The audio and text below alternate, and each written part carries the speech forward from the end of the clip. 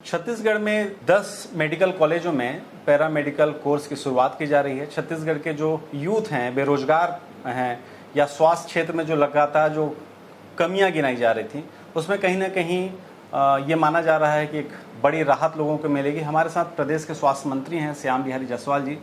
Sir, सबसे पहले बताएंगे कि एकदम से 2 साल सरकार के बीत जाने के बाद ये ख्याल कैसे आया कि फिर से पैरामेडिकल कोर्स की शुरुआत की जाए? क्या इससे बेहतर हो सकता है छत्तीसगढ़ के लोगों के लिए?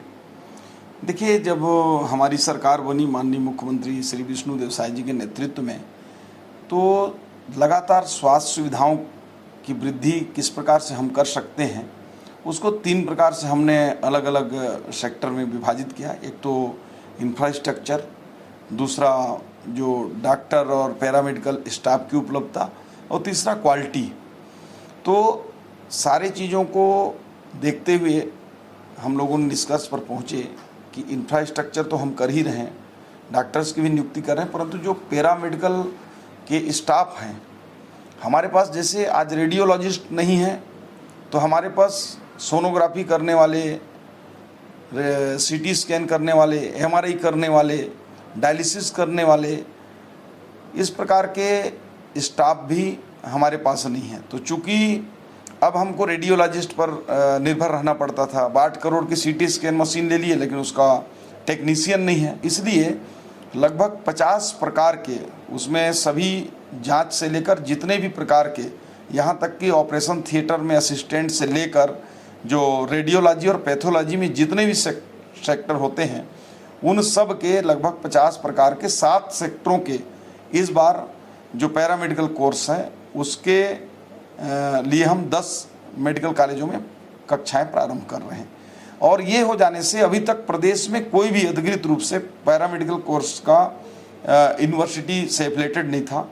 यूनिवर्सिटी में एफिलेशन कर रहे हैं। और सबसे खूबसूरती ये है कि अभी मान लीजिए मध्य प्रदेश से कोई डिग्री लेके आता है या आसाम से लेके आता है, तो उसको यहाँ हम लोग रजिस्टर्ड नहीं कर पाते, और वेरिफिकेशन पर अधिकांश कई जगह ऐसे आते हैं कि वो सर्टिफिकेट सही नहीं है, उनकी मान्यता सही नहीं है, उनके जो कोर्सेज सही नहीं है। तो ये जो पैरामेडिकल होगा ये पूरे भारत देश में कहीं भी, और इसकी सर्टिफिकेट हमारा जो आयुष यूनिवर्सिटी है जो MBBS और MSMD की डिग्री प्रदान करती है, उसके माध्यम से होगा। भारतवर्ष के किसी भी कोनों में इसकी मान्यता प्राप्त होगा। पहले भी पैरामेडिकल कोर्स हुए हैं, और तब और अब में क्या बेहतर अंतर आपको इसमें दिखाई पड़ता है? क्योंकि ये भी बताया जा रहा है कि ये राष्ट्रीय स्तर पे किसी भी राज्य में लोग काम कर सकते हैं। देखिए, पहले एक बार डॉक्टरों के लिए इस प्रकार के कोर्स पूर्व मुख्यमंत्री श्री अजीत जोगी जी ने प्रारंभ किया था।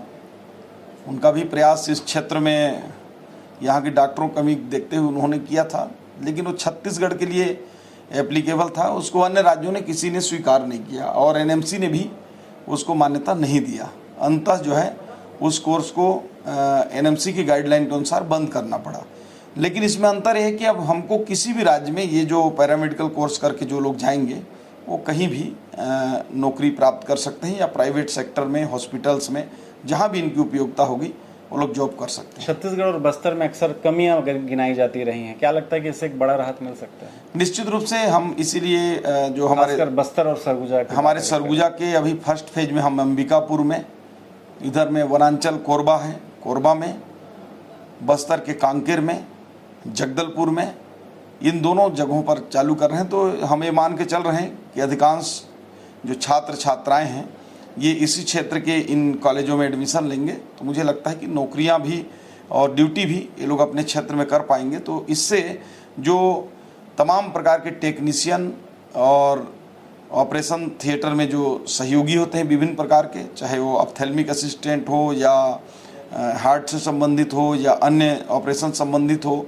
या CT स्कैन का हो या MRI का हो, ब्लड टेस्टिंग के लिए जो लैब टेक्नीशियन हो, ये सारे कोर्सेज के जो वर्कर्स जो है, इनके जो टेक्नीशियन जो हैं, हमको बस्तर और सरगुजा में भी मिल पाएंगे। तो माना जा सकता है कि युवाओं को भी एक रोजगार का एक नया अवसर मतलब निश्चित रूप से ये जो कोर्स है ये 100% जॉबफुल वर्क है, क्योंकि अभी इतनी डिमांड्स हैं हमारे पास प्रदेश में कि मुझे लगता है 2, 4, 5 बैच को तो तत्काल में जो है ये जैसे निकलेंगे एडवांस में इनकी वो काउंसलिंग कर प्राइवेट सेक्टर के हॉस्पिटल्स हैं और हमारे गवर्नमेंट सेक्टर के हैं, इसको प्राथमिकता देंगे और निश्चित रूप से एक जो युवाओं में रोजगार की जो एक बड़ी क्रांतिकारी रूप से इसमें लोगों को काम मिलेगा।